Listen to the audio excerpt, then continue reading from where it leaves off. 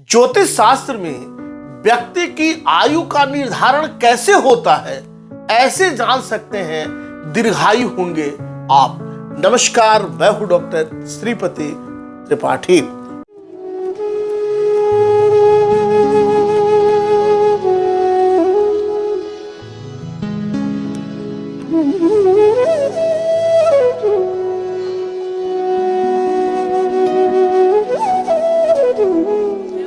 जिसका जन्म हुआ है उसकी मृत्यु भी तय है, क्योंकि यहां तो भगवान भी देह धारण करके आते हैं तो उनको भी देह त्याग करना होता है, क्योंकि यह उन्हीं की बनाई हुई सृष्टि का सार्वभौम शक्ति है। और इसके लिए ज्योतिष शास्त्र में कुछ विशेष नियम भी हैं जो व्यक्ति की आयु के बारे में जानकारी देता है। ज्योतिष शास्त्र में किसी की भी जन्म कुंडली में अष्टम भाव का स्वामी अष्टमेश, अष्टम भाव का कारक ग्रह शनि तथा अन्य मारक ग्रहों की स्थिति, दशा अंतर्दशा, गोचर, घात चक्र आदि आयु निर्धारण के लिए सर्वाधिक उत्तरदायी माने गए हैं। इन सभी विषयों को देखने से आयु के 3 भेद किए गए हैं। आयु के भेद ज्योतिष शास्त्र में आयु के 3 भेद स्वीकार किए गए हैं: दीर्घायु, मध्यमायु और अल्पायु। जन्म कुंडली के अष्टम भाव से किसी की भी आयु के बारे में पता लगाया जा सकता है। अष्टम भाव से अष्टम भाव अर्थात द्वितीय भाव तथा जन्म कुंडली में शनि जिस भाव में स्थित हो उससे अष्टम भाव से आयु का विचार किया जाता है। अष्टमेश से अष्टम भाव भी आयु के लिए विचारणीय है। आयु के भेद के योगों के साथ साथ मृत्यु का काल एवं मृत्यु का कारण भी अष्टम भाव से पता चलता है।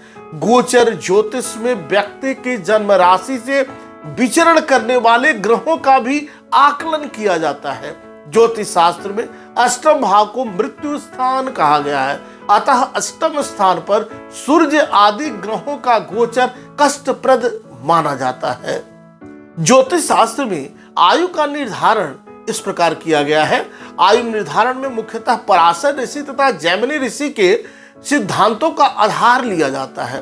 पराशर ऋषि के सिद्धांतों के अनुसार अष्टम भाव का स्वामी ग्रह यदि केंद्र में 1 में, 4 में, 7 में, 10 में हो तो जातक दीर्घायु होता है। यदि अष्टमेश पाप ग्रहों के साथ 8वें भाव में स्थित हो और लग्नेश भी यदि अष्टम भाव में स्थित हो तो जातक की आयु मध्यम से कम हो सकती है।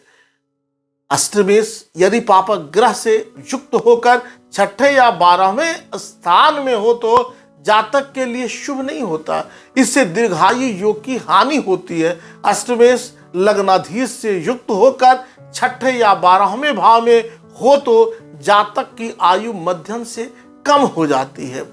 अष्टमेश अष्टम में अथवा शनि अष्टम में हो तो जातक दीर्घायु होता है।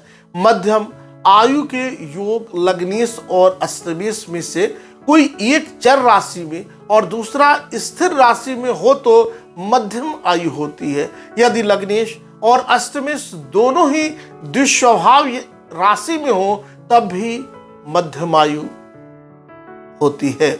अभी तक आपने इस चैनल को सब्सक्राइब नहीं किया है तो सब्सक्राइब करें, शेयर करें और ज़्यादा से ज़्यादा कमेंट्स करें। नमस्कार, जय श्री कृष्णा, वंदे मातरम।